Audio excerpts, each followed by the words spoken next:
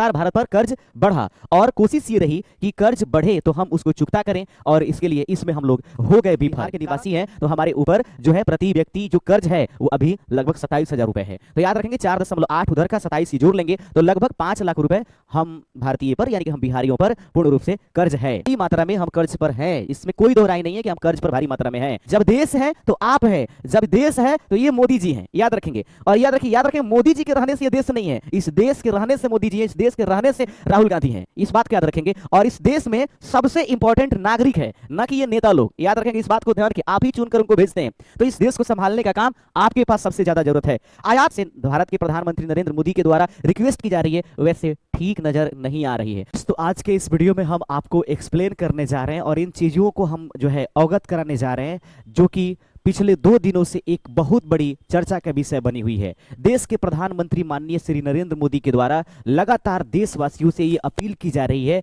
कि अभी ये समय है कि जब आप कई तरीकों से अपनी देशभक्ति को अपने देश के प्रति दिखा सकें। उनका ये मानना है कि फिलहाल जो है सब कुछ ठीक नहीं चल रहा है, यही कारण है कि उनके द्वारा ये रिक्वेस्ट की जा रही है कि देशवासियों आप हमें सपोर्ट करें क्योंकि आप देश के नागरिक हैं और अगर आप चाहेंगे तो इस स्थिति से हम लोग निपट पाएंगे। इसकी क्या है स्थितियां और क्यों ऐसा हो रहा है और आखिर ऐसा होने का मुख्य कारण क्या है और क्या इससे भारत आसानी से उभर पाएगा, इस वीडियो में हम इसी के बारे में चर्चा करेंगे। तो दोस्तों सबसे पहले देख लीजिएगा आखिर ऐसा क्यों। हमें एकजुट होकर के लड़ना होगा। दोस्तों दिखाई दे रहा है कि औसतन 4.8 लाख रुपए कर्ज जो है वो भारत के हर व्यक्ति पर है। भारत के हर व्यक्ति पर 4.8 लाख रुपए जो है कर्ज है। तो अब आपके दिमाग में ये सोचना होगा कि क्या ये जो 4.8 लाख रुपए कर्ज है वो क्या हमको पे करना होगा। डायरेक्टली आपसे सरकारें कभी नहीं लेती हैं और आप पर कभी छोड़ी भी नहीं जाती हैं। सरकारें आप ही से ली गई टैक्सेस इत्यादि के माध्यम से आपके लिए काम करती हैं, लेकिन कभी कभी सरकारें ऐसी होती हैं जो मतलब देश के विकास की कार्य करने के लिए कई रूपों से कर्ज लेती है और वही कर्ज कभी कभी हमारे लिए सिर दर्द बन जाता है। तो क्या ऐसा ही हुआ है क्या, इस बारे में हम लोग देखेंगे दोस्तों। सबसे पहले 2022, 2023, 2024, 2025 लगातार भारत पर कर्ज बढ़ता गया, लगातार भारत पर कर्ज बढ़ा और कोशिश ये रही कि कर्ज बढ़े तो हम उसको चुकता करें और इसके लिए इसमें हम लोग हो गए विफल। कारण ये रहे, इसी कारण से दोस्तों जो है आपका यहाँ पर क्राइसिस नजर आ रही है। बीते 2 सालों में देखेंगे तो यहाँ पर पूरे आंकड़े हम आपको समझाने की कोशिश करेंगे। बने रहिएगा आप हमारे साथ, थोड़ा सा भी वीडियो को क्विट करके हटिएगा नहीं ताकि मैं आपको बेहतर तरीके से समझा पाऊं। जरा देखेंगे दोस्तों, कहता है कि बीते 2 सालों में देखेंगे, बीते 2 सालों में इसमें 23% की बढ़ोतरी हुई है। मार्च 2023 में यह 3.9 लाख रुपए था जो बढ़ करके अभी वर्तमान में 4.8 लाख रुपए हो गए हैं। ये तो केंद्र की तरफ से हमारे ऊपर दी जाने वाली ये कर्ज है, लेकिन फिलहाल राज्यों की तरफ से भी, जैसे हम बिहार के निवासी हैं तो हमारे ऊपर जो है प्रति व्यक्ति जो कर्ज है वो अभी लगभग 27,000 रुपए है। तो याद रखेंगे 4.8 उधर का 27 ये जोड़ लेंगे तो लगभग 5 लाख रुपए हम भारतीय पर यानी कि हम बिहारियों पर पूर्ण रूप से कर्ज है। लेकिन ये नहीं कि आपको कर्ज सधाना पड़ेगा, उससे हम लोग दबाव में तो दोस्तों जरूर आए हैं। कारण देख लेंगे कि क्यों बढ़ रहा है कर्ज। सबसे बड़ी कारण यह है कि कर्ज बढ़ क्यों रहा है। इसके कारण दोस्तों कि बार बार हम लोग उधारी लिए, इसमें कोई शक नहीं है, बार बार उधारी दें। सरकारी खर्च बढ़ रहा है, आय के मुकाबले ज्यादा उधारी ली जा रही है। आय जितना नहीं है उससे ज्यादा हम लोग उधारी लिए, जिसके कारण जो है हमारे ऊपर प्रति व्यक्ति जो कर्ज है वो बढ़ा। राजस्व में कमी दिखाई दी। आय के स्रोत जैसे जीएसटी, कॉर्पोरेट टैक्स उम्मीद के मुताबिक नहीं बढ़े। जो उम्मीद ले करके कि हाँ हम लोग जो है जीएसटी बढ़ा लेंगे, कॉर्पोरेट टैक्स बढ़ा लेंगे, ये उम्मीद के मुताबिक नहीं बढ़ा। तो कहीं ना कहीं इसके दोषी हम ही लोग हैं। याद रखेंगे कारण क्या है, अब ये देख लीजिएगा। खर्च में बढ़ोतरी, सब्सिडी, सैलरी, ब्याज भुगतान और योजनाओं पर भारी खर्च किया गया। सब किसी को जो है सब्सिडी चाहिए, सैलरी चाहिए, ब्याज चाहिए, लेकिन भुगतान योजना पर खर्च होने चाहिए, डेवलपमेंट दिखाई देनी चाहिए, लेकिन एडजस्टमेंट किसी को नहीं चाहिए। जिस कारण दोस्तों जो है ब्याज जो है इस पर कर्ज बढ़े। तो कर्ज बढ़ने का कारण भारत पर यह रहा कि बार बार हम लोग उधारी लेते रहे और उधारी को चुकता करने में जो है उतने सफल नहीं रहे। उसके बाद राजस्व में कमी हमारे पास आई, खर्च में बढ़ोतरी होती चली गई। अब देखेंगे ये तो भारत में यानी केंद्रीय सरकार की तरफ से होने वाली बढ़ोतरी के कारण है। बिहार में प्रति व्यक्ति कर्ज की स्थिति जो है 2026 में वो क्या है? मीडिया रिपोर्ट के अनुसार बिहार में प्रति व्यक्ति कर्ज लगभग 27,000 रुपए है। याद रखेंगे 27,000 रुपए तक होने का अनुमान है। कुल बकाया ऋण तो जो दशकरण है वो बिहार सरकार पर कुल खर्च का बोझ लगभग 4 लाख करोड़ रुपए तक पहुंचने का अनुमान है। आर्थिक सर्वेक्षण 2025-26 की बात करें तो वित्तीय वर्ष 2023-24 के अंत में कुल बकाया ऋण 332,740.90 करोड़ रुपए था, जो राज्य के सकल राज्य घरेलू उत्पाद के जीएसडीपी का लगभग 38.94 यानी कि 39% है। आप ये मामूली सी आंकड़ा नहीं है दोस्तों, तो याद रखेंगे बढ़ोतरी के कारण से और ऐसी स्थितियां हमारे देश के प्रधानमंत्री के द्वारा जो बोली जा रही हैं कि आप जो है इस पर की कर्ज कीजिए, क्योंकि भारी मात्रा में हम कर्ज पर हैं, इसमें कोई दो राय नहीं है कि हम कर्ज पर भारी मात्रा में हैं। और ऐसी स्थिति में अमेरिका और जो ईरान वाली युद्ध है वो हमें पूर्ण रूप से जो है तहस नहस की हुई है। सिर्फ हमें ही नहीं, हमारे देश को ही नहीं बल्कि पूरी दुनिया जो है इसमें तबाह और बर्बाद हो रही है। हम तो कुछ ऐसी स्थिति में भी दिखाई दे रहे हैं और आपसे रिक्वेस्ट की जाती है कि जब सरकार का मुखिया यानी कि प्रधानमंत्री के द्वारा ये रिक्वेस्ट की जा रही है तो कृपया इस पर थोड़ा सा संयम बरतें। बल्कि ये भी जरूरत नहीं है कि सिर्फ हम ही संयम बरतें, नागरिक ही संयम बरतें, बल्कि उन नेताओं को भी जरूरत है जो अपने साथ एक एक काफिले में कई कई गाड़ियां लेकर के ये लोग चलते हैं। सबसे बड़ी चीज ये है कि हमारे देश के प्रधानमंत्री नरेंद्र मोदी सिर्फ नागरिकों सभी को बोल रहे हैं, लेकिन ये शिकंजा कसने की आवश्यकता है। हर एक आदमी की भूमिका होनी चाहिए और इस आर्थिक जो क्राइसिस है उससे निपटने के लिए मैं मानता हूं सराहनीय कार्य है कि स्थिति संभालने से पहले ये अवगत कराया जा रहा है भारत के नागरिकों को, और हमें समझदार बनना फिलहाल के लिए बहुत जरूरी है। अगर समझदार नहीं बने तो याद रखेंगे भुगतेंगे हम ही सब। याद रखेंगे देश जनता से चलती है। सरकारें क्या है, सरकार के पास सोर्स नहीं होगा, चीजें नहीं होगी, कभी ऐसा हो सकता है कि वो अपने हाथ पसार दे और भुगतेंगे हम लोग। तो हमें और आपको समझदार बनने की आवश्यकता है। कहता है कि कर्ज लेना बुरा नहीं है, लेकिन जब कर्ज का बोझ आम जनता के भविष्य पर पड़ने लगे तब यह चिंता का विषय बन जाता है। याद रखेंगे जब कर्ज लेना बुरी बात नहीं है, ये बात सही है कि कर्ज लेना बुरी बात नहीं है। अगर हमारी चीजें हमारी कुछ काम फंसे हुए हैं तो उसको डेवलपिंग के हिसाब से लेकर के चलें, कर्ज ले लें, लेकिन कर्ज लेने के बाद बोझ अगर आम जनता के भविष्य पर पड़ने लगे तब यह चिंता का विषय है। तो यही कारण है कि हमारे देश के प्रधानमंत्री नरेंद्र मोदी के द्वारा बार बार आपसे ये रिक्वेस्ट की जा रही है। कर्ज का कारण यह कर्ज मुख्य रूप से राजकोषीय घाटे जो है को पूरा करने के लिए लिया जाता है। तो इसके लिए सबसे बड़ी सवाल है कि जागरूक रहें, सवाल पूछे, बेहतर भविष्य की मांग करें, इसमें कोई दो राय नहीं है। तो आप ये देखेंगे कि किन किन चीजों की स्थितियां है। कर्ज में वृद्धि कैसे कैसे हुई इसको जरा समझिए। कर्ज में वृद्धि मार्च 2023 में 3.9 लाख थी, जो बढ़कर जुलाई 2025 तक 4.8 लाख रुपए तक पहुंच गई है।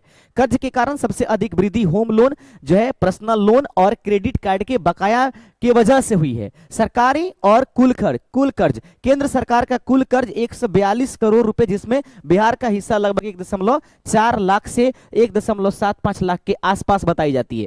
आरबीआई की रिपोर्ट कहती है, रिजर्व बैंक ऑफ इंडिया की जून 2025 की फाइनेंशियल स्टेबिलिटी रिपोर्ट ने कर्ज के इस उच्च स्तर को रेखांकित किया है। दोस्तों बिहार में प्रति जो व्यक्ति कर्ज की स्थिति है वो देखेंगे। प्रति व्यक्ति कर्ज का दायरा मीडिया रिपोर्ट के अनुसार, राजनीतिक बयानों के अनुसार बिहार में प्रत्येक व्यक्ति पर लगभग 27,000 का कर्ज होने का अनुमान जताया गया है। कुल बकाया ऋण बिहार सरकार पर कुल खर्च का बोझ लगभग 4 लाख करोड़ रुपए तक पहुंचने का अनुमान। आर्थिक सर्वेक्षण 2025-26 वित्तीय वर्ष 2023-24 के अंत में कुल बकाया ऋण 332,740.90 करोड़ रुपए था, जो राज्य के सकल घरेलू उत्पाद का लगभग 39% बताया गया था। प्रमुख बिंदु क्या है? आय से कम खर्च। बिहार की प्रति व्यक्ति आय अन्य राज्यों जैसे झारखंड, यूपी और उड़ीसा की तुलना में कम है, जबकि राजकोषीय देनदारियों में लगातार इसमें बढ़ोतरी हो रही है। कर्ज का कारण, यह कर्ज मुख्य रूप से राजकोषीय घाटे यानी कि को पूरा करने के लिए लिया जाता है। कहते हैं दोस्तों कि बिहार पर कर्ज का बोझ तेजी से बढ़ रहा है। यदि आय में वृद्धि और खर्च पर नियंत्रण नहीं किया गया तो भविष्य में राजकोषीय स्थिरता और विकास पर प्रतिकूल प्रभाव इसमें पड़ेंगे। तो सबसे बड़ी बात यही है कि हमारे जो अभी फिलहाल है वह इमरजेंसी जैसी स्थिति तो नहीं है, अभी फिलहाल ये चीज़ों को ये किया गया है, कंट्रोल में रखी गई है, लेकिन आपको अवगत कराई जा रही है कि थोड़ा सा आप अपना ये करें, थोड़ा सा मतलब ऐसा नहीं हो कि मतलब 500 मीटर जाने हैं मार्केटिंग वगैरह और आप जो है साइकिल का इस्तेमाल नहीं करें, अगर गांव क्षेत्र में इत्यादि हैं पैदल थोड़ा नहीं चल पाए, बार बार बाइक का इस्तेमाल करें और बिना काम का इधर उधर आप घूमते रहें। ये हमारे लिए ही नहीं, देश के आम नागरिकों के लिए नहीं, बल्कि ये नेताओं और सभी लोगों के लिए लागू होने चाहिए कि सब लोग इसके साथ आए। सबसे बड़ी चीज है कि जो 2 दिनों से हमारे देश के प्रधानमंत्री देश को संबोधित करके और ये भाषण दे करके और वो जो लोगों से रिक्वेस्ट कर रहे हैं उसमें जरा सुनेंगे उनके द्वारा कौन कौन सी बातें रखी गई है। सबसे पहले हम इसको समझाएंगे, देख लीजिएगा, थोड़ा सा हम इसको क्लीन अप करेंगे। कहते हैं कि वैश्विक आपातकाल जैसी स्थिति आपके सामने उभर करके आने की संभावना हो सकती है, ऐसा बताया जा रहा है। मोदी जी ने देशवासियों से अपील की है। कौन कौन सी अपील उन्होंने किया है? कहा सावधानी, और उसके बाद देखेंगे थोड़ी सी यहां पर हम लोग कंफर्म हो लें। भारत के प्रधानमंत्री नरेंद्र मोदी के द्वारा कहा गया है कि सावधानी, आत्मनिर्भरता और एकजुटता ही समय की जरूरत है। उन्होंने कहा कि प्रधानमंत्री नरेंद्र मोदी ने वैश्विक संकट और पश्चिम एशिया में बढ़ते तनाव के बीच देश को संबोधित करते हुए कहा कि दुनिया एक गंभीर परिस्थितियों से गुजर रही है।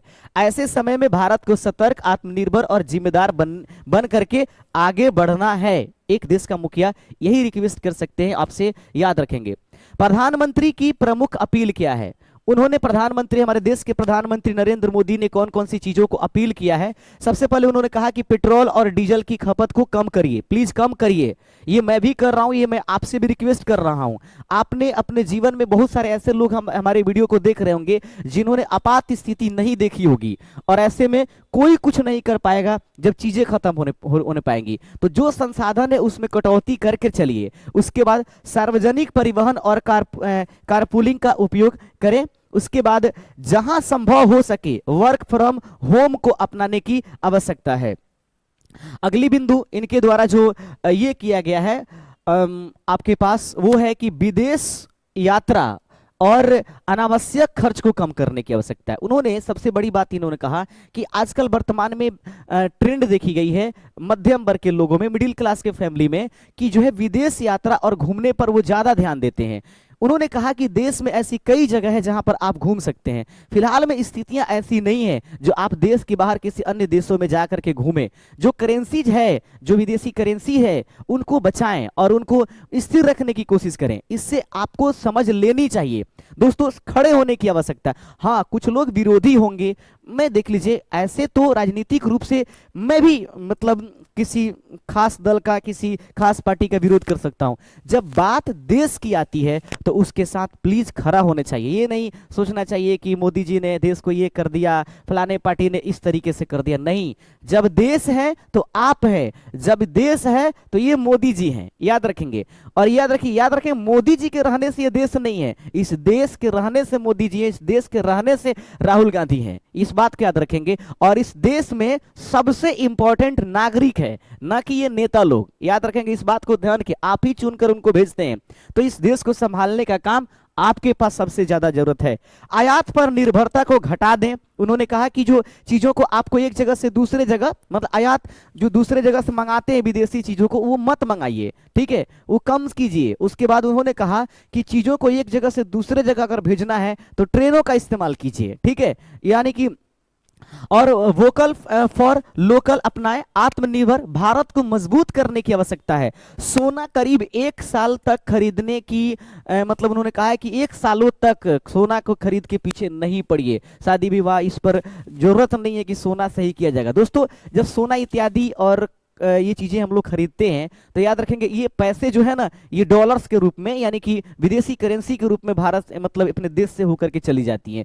इसीलिए उन पर रोक लगाने के लिए कहा। खाने की ऑयल को उन्होंने कहा कि थोड़ा सा इसको कम कीजिए, पेट्रोल इत्यादि। उन्होंने नहीं कहा कि हाँ मत खाइए, उन्होंने कहा कि कम कीजिए भाई साहब, ठीक है, अभी वो परिस्थितियां नहीं है जिससे कि आप पहले की तरह जी पाए। तो बताइए, हजारों दिन आप भारत में एकदम पूरे ऐशो आराम के साथ रहे, और क्या देश के साथ अगर कुछ परिस्थितियां गलत आ जाती है तो एक देश के नागरिक होने के नाते क्या आप साथ नहीं देंगे? हम आपसे रिक्वेस्ट करेंगे, प्लीज देश की स्थिति जैसे भारत के प्रधानमंत्री नरेंद्र मोदी के द्वारा रिक्वेस्ट की जा रही है वैसे ठीक नजर नहीं आ रही है। हालांकि जो मंत्रालय के लोग हैं उनका द्वारा कहना है कि भंडार में किसी प्रकार की कमी नहीं है, लेकिन आप जरा सुनिए, कोई कुछ भी कहे वो अलग बात है, लेकिन अगर देश का मुखिया ही आकर आपसे आप रिक्वेस्ट कर रहे हैं तो सच्चाई मुखिया की बातों में होनी चाहिए। तो दोस्तों, ये हम आपसे रिक्वेस्ट करेंगे कि आप देश की इमरजेंसी में जो इमरजेंसी जैसी हालात नहीं बनने दें, जो चीज़ें हैं उसको थोड़ा सा